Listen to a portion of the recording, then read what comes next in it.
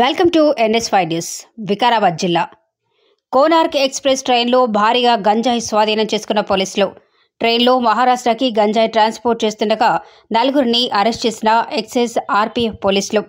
నిందితుల నుంచి 77 కిలోల గంజాయి స్వాధీనం చేసుకున్న ఎక్సైజ్ RPF పోలీసులు. వీటి విలువ సుమారు 20 లక్షలు ఉంటుందని అంచనా. కూడా ఈ సోదాలలో మనకు సంబంధించిన అంటే ఫారిన్ లిక్కర్ బాటిల్స్ కానీ లేదంటే గంజాయి ప్యాకెట్లు కానీ రైల్వే ద్వారా రవాణా చేస్తున్న క్రమంలో సమర్థంగా అరికట్టడం జరిగింది. చాలామందిని ఇదివరకు కూడా నిందితుల్ని అరెస్ట్ చేయడం జరిగింది.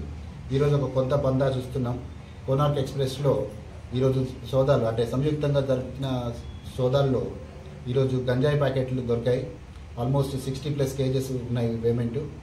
మోడస్ ఆపరేటివ్ కొద్దిగా డిఫరెంట్గా ఉంది. అంతకుముందు ట్రాలీ బ్యాగేజ్లలో లేదంటే బ్యాక్ ప్యాక్ బ్యాగేజ్లలో తీసుకెళ్లేవారు.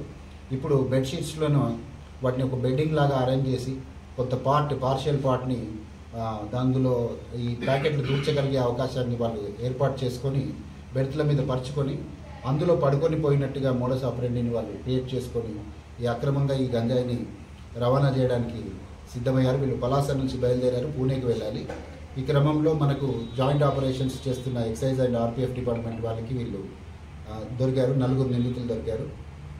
వీళ్ళ మీద చట్టరీత్యా తగు చర్యలు ఎక్సైజ్ డిపార్ట్మెంట్ వారు కొనసాగిస్తారు.